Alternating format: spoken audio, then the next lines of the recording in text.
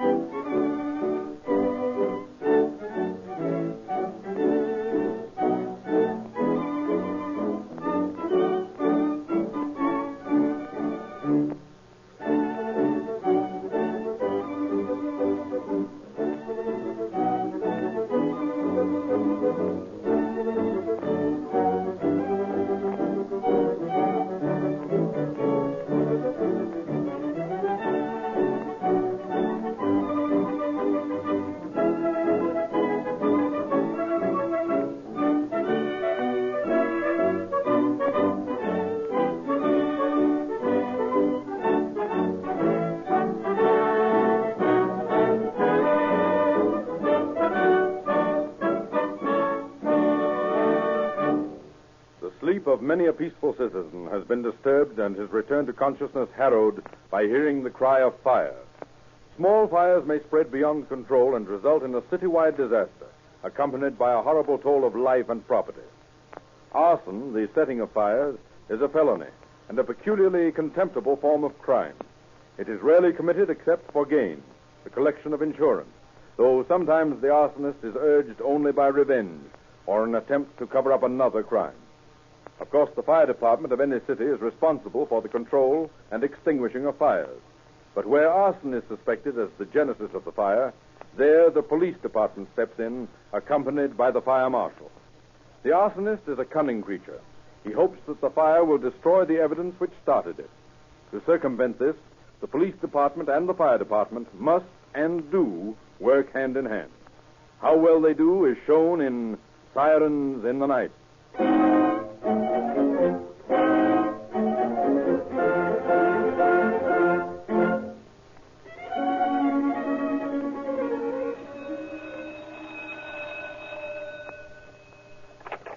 Engine Company 22, Acting Captain Moeller speaking. You've got a fire at 127 West 42nd Street. Okay. It's the go. It's the go. 127 West 42nd Street, right. Yep. 127 West 42nd Street. Okay, 127 West 42nd Street. Let's go.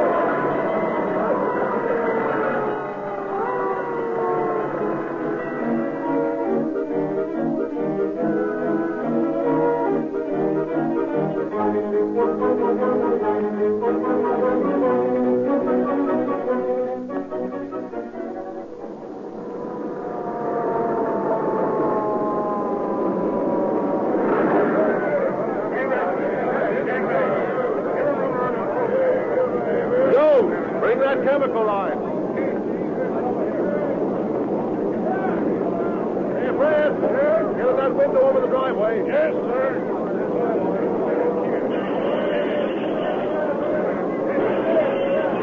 All right. You'll have to keep back, folks. You'll have to keep back. We've got to get these lines in here. I turned in the alarm. I saw it start. There was an explosion. Hasn't been anybody living in there either. All right, Jones. Right up there.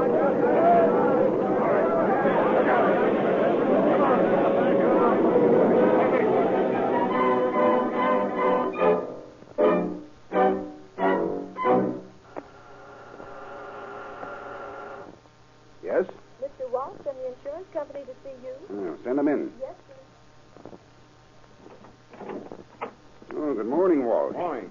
Out bright and early, I see. Well, I came over as soon as I got your call. Had a little trouble last night, I understand. Yes, but I don't understand. I've taken every precaution to keep that place free of fire hazards, and still it caught fire. Wiring all right? As far as we can find out, everything was in order.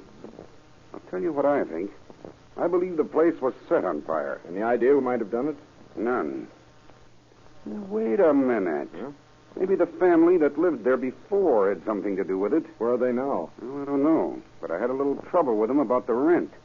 And I wouldn't be surprised if they had something to do with this. Better be careful, Mr. Barton. Arson's a serious charge and one practically impossible to prove. Yeah? Why so? Well, in the first place, usually all traces of evidence are destroyed. And unless a man is seen in the actual act of setting fire to a place, it's practically impossible to prove that he did it. Well, I never realized that. You'd be surprised at the number of fires that are incendiary. But isn't it risky? Seldom for the man setting the place afire, unless he uses explosives or some highly volatile substance like gasoline. But the greatest danger is to innocent persons living in the quarters or nearby buildings. They're the ones who usually suffer most. Well, that must cost you insurance companies a lot of money. It does, but it costs you a lot, too. What do you mean by that? High insurance rates. Why, I don't pay much for my insurance. That's what you think. As a matter of fact, you pay some form of insurance premium with every purchase you make. I hadn't thought of that. Oh, neither do these fellows who burn down their houses to collect insurance. They think they're getting by with something. Well, I'd like to catch the bird who set fire to my place. Well, we'll turn this over to our investigators and to the fire department arson squad. If he's still around, they'll catch him. I hope so. I wouldn't want him coming back and finishing up the job. Don't worry about that. We'll keep an eye on the place, and if he tries it again, we'll nab him. Well, that'll be fine.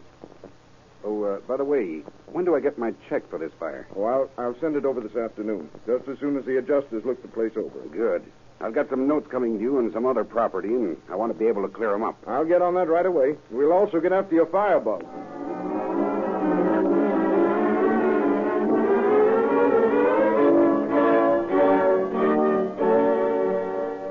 But though investigators worked for weeks on the case, no trace of the firebug was found.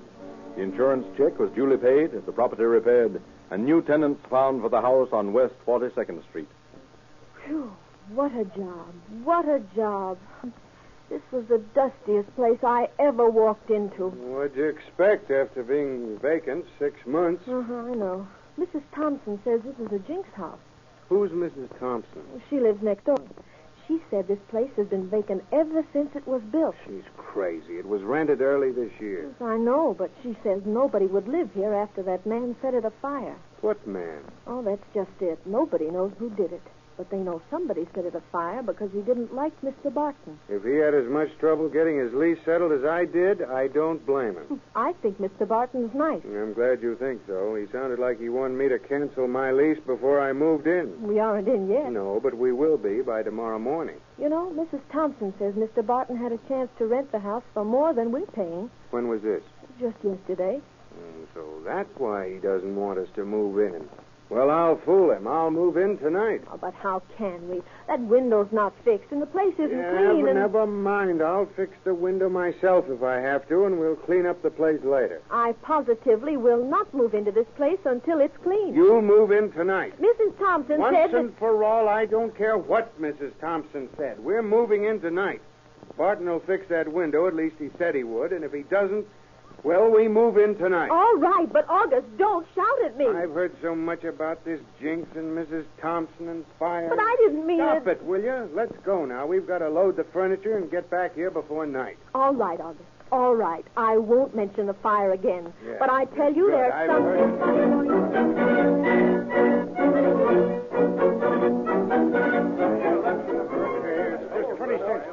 In a bar room on Whittier Boulevard, two men are talking. Good afternoon, Mr. Barton. How are you, Albert? How's things going? Oh, 6-2 and even. Have a good Christmas? Well, not very good. You know, being on the county and all. Yes, I know. Things have been a little tight this year. A little tight, huh? Been more than a little tight for me. Honest.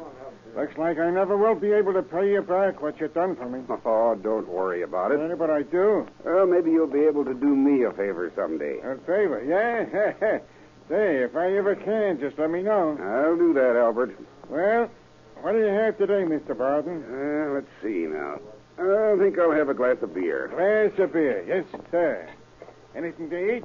Well, maybe you'd better bring me a Swiss cheese sandwich on Russian rye. Swiss on a Russian. Right away.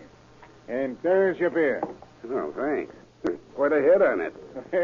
Creamy. I thought you liked it that way. That's good beer. Yeah. Hey, how'd you like to make a little money, Albert? Money? That's what I said. All depends on what I have to do for it. Well, I've got a job you could do for me. Honest? Yeah. You could make $10 or $15 at it. $10 or $15.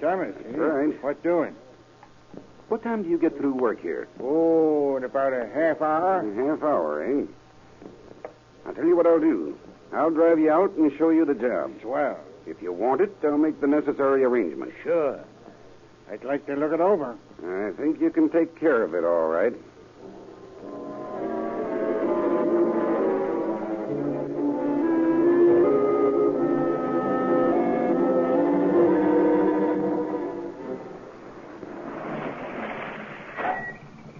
Well, here's the place, Al. Yeah? Gee, nice-looking place. Yeah. Been a Jinx house, though. A Jinx house? Honest? How so? Well, I can't seem to keep it rented. It's been vacant ever since I had that fire last year. That long? Looks like the place had just been cleaned up. Yeah, I rented it yesterday to a fellow named Dube. I got another offer of money less than an hour after that, but Dube wouldn't cancel his lease. Is that the job you want me to do? Well, part of it. What am I supposed to do? Haunt your place? No. What is it? If I'm going to do the job, we better get started. Yeah, I guess we had.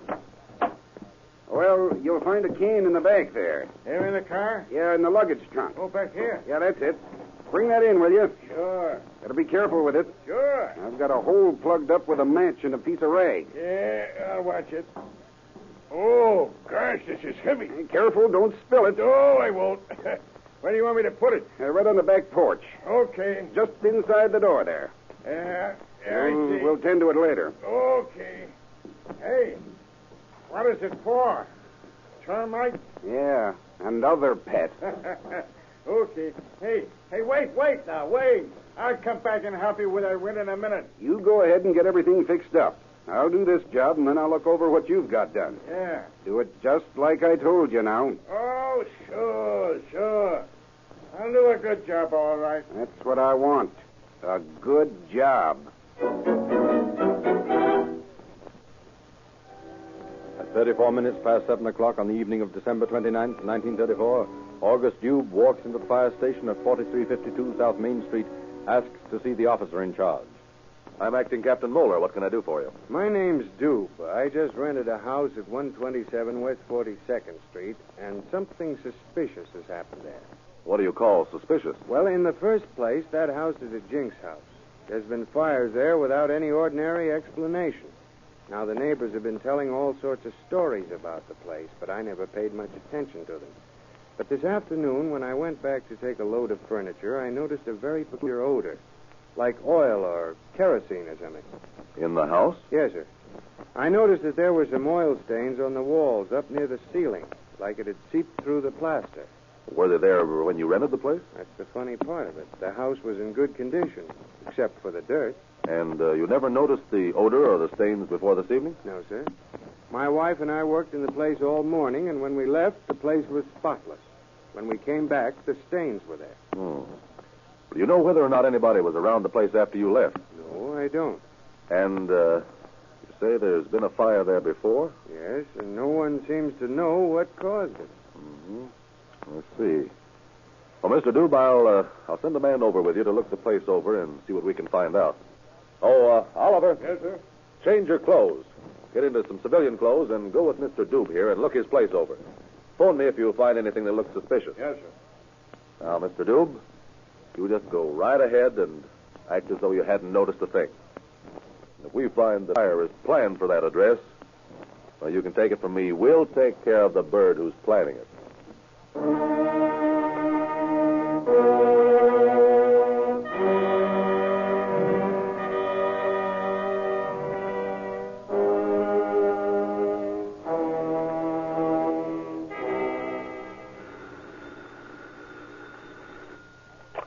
Engine Company 22, Moeller. I looked over that house on 42nd Street. It's a plant, all right. How's the layout? There's at least 5 gallons of oil poured around the attic.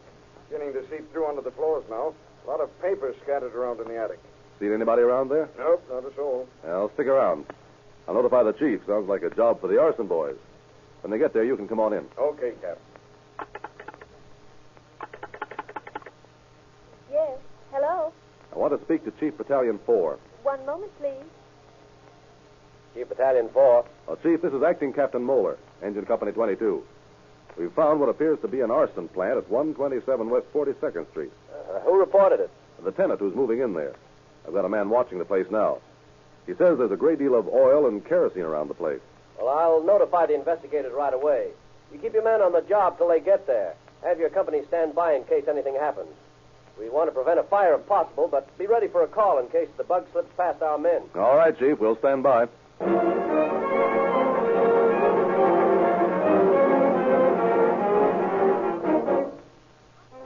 Battalion Chief Boone notified investigators Hare and Schubert of suspicious conditions at the address Moeller had given him. The two men make a thorough search of the place, finding a well-laid plant for a fire. Failing to find any igniting device, and realizing that the firebug plans to set the fire himself, Schubert leaves to get fire department photographers so as to obtain pictorial evidence. Hare calls Investigator Harris to assist him in staking out the house. Schubert and I went over the joint with a fine-tooth comb, but we couldn't find anything that looked like an igniter. Coming back to do the job himself, is he? Well, that's what we figured. Say, isn't this the same place we looked over last year? Yes. We were sent out to check up an insurance claim, remember? Yeah, sure I do. I thought that fire was set, too. So did I, but we couldn't find anything to prove it. Well, looks like we've got him with the goods on him this time. Yes, if he shows up. With that much oil in that place, we've got to get him before he sets it off. You're telling me. Who owns that place? Chap by the name of Barton. Barton.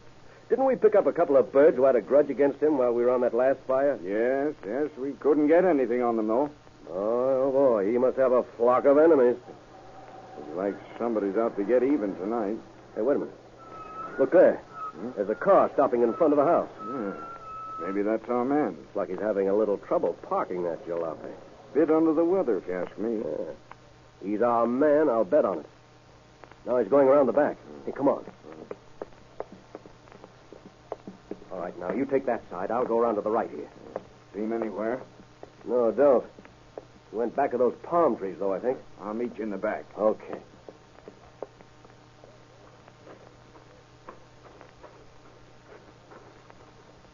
See anything? No, not yet. Wonder where he went. Maybe he didn't come in here at all. Hey, wait a minute. Somebody just struck a match. Where? On the back porch there. Oh, yeah. Yeah, I see it now. Let's take him. Gee whiz. Two ladies set it off. Yeah, there he comes. Grab him. I'll get him. You turn in the alarm. Take care of our friend. All right. All right, stick him up. I said stick him up. Don't try to run when I tell you to stop. I never done nothing wrong, mister. I had to do it. I had to do it. All right. We'll find out about that later. Now tell me, how much oil did you put in there? 5 gallons. 5 gallons? Yeah. Well, come on, get away from here before more of it goes up. Honest, mister, I didn't mean to do it. Honest, All right, never mind about that now, will you? Come on.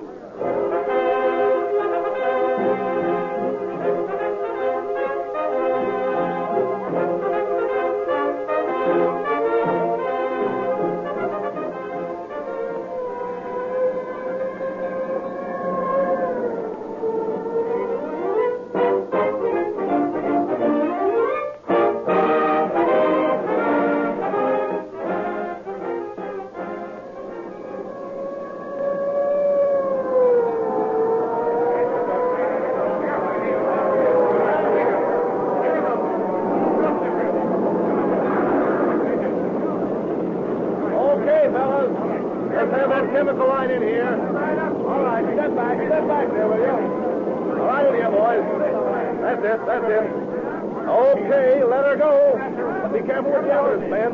Don't disturb things more than necessary.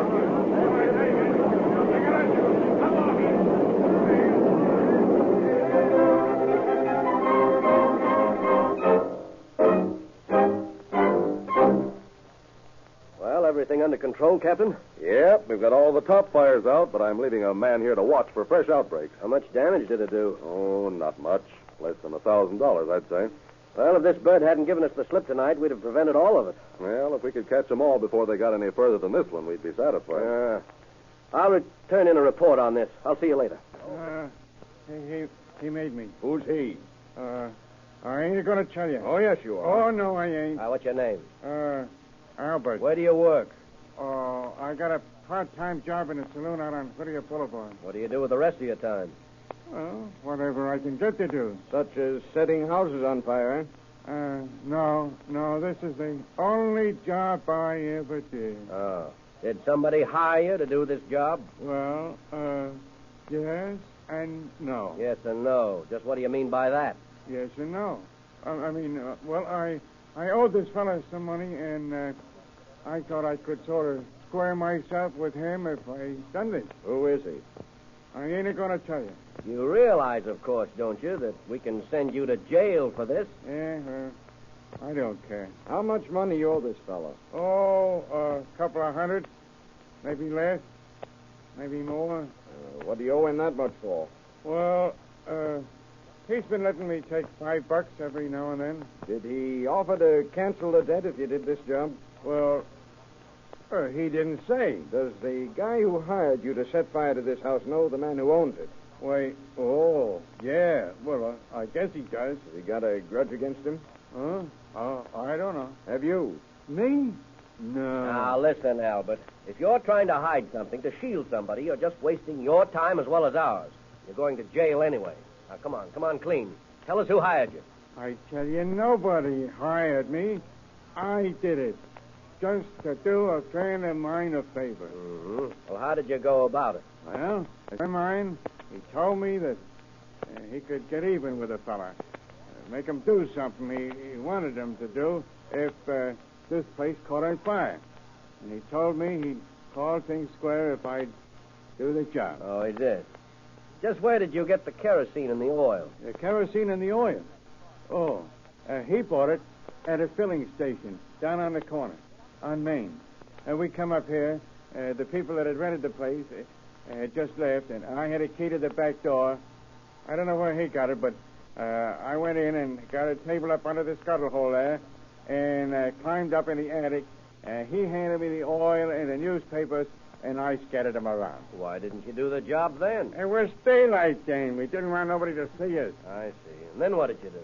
We drove out to where I work, and I hung around there a while. And got drunk. Well, just a little, maybe. Needed a little more courage, is that it? Well, I guess so. You say this man had lent you money over a long period of time? Yeah. How much? Oh, maybe a couple of $100.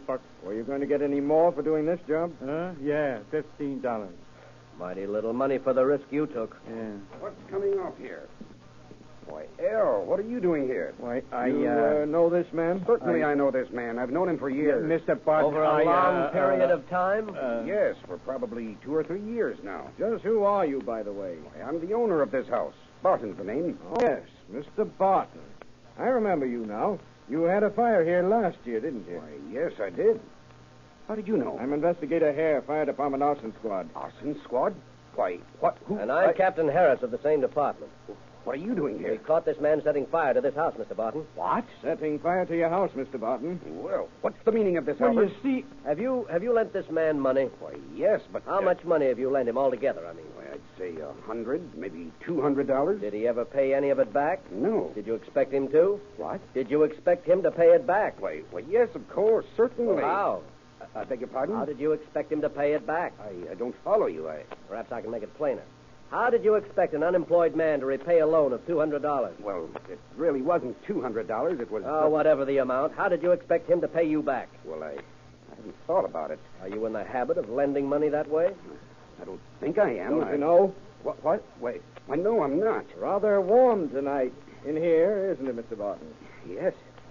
You've noticed it, too, have you? You know the penalty for burning property for insurance? What's that? I said, do you know the penalty for burning insured property? What's that to me? This is your property, isn't it? Certainly. And it's insured, isn't it? Naturally. It's been burned, hasn't it? I still don't... Mr. see- Barton, I think we'd better explain to you that you're under arrest for conspiring to create an incendiary fire. Oh, this is preposterous.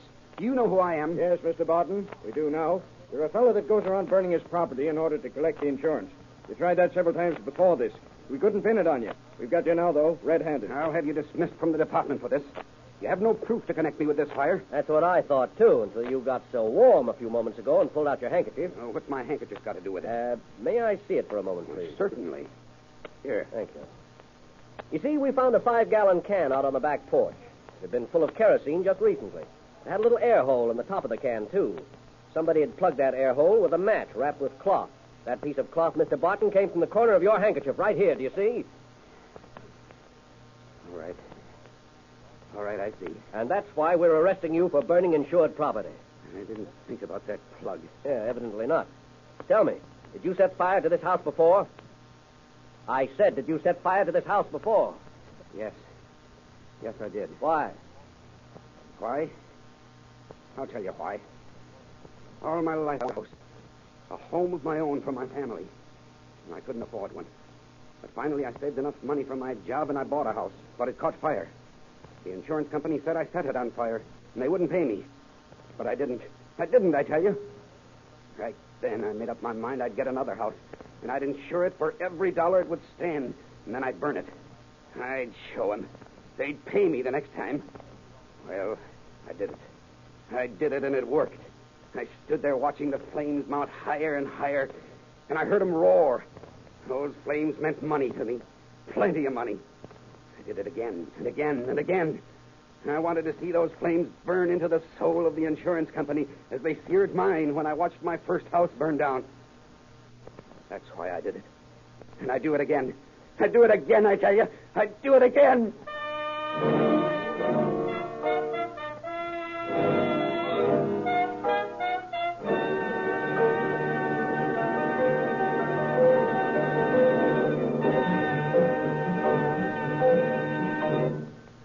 The 2 men accused of the crime of arson in the case you have just heard duly appeared for trial.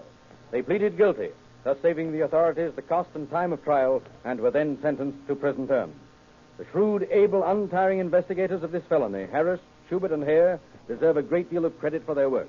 They did not lose sight of the fact that the defendants in this case had certain rights, but neither did they lose sight of the fact that a criminal must be punished. It is their work which proves that crime does not pay.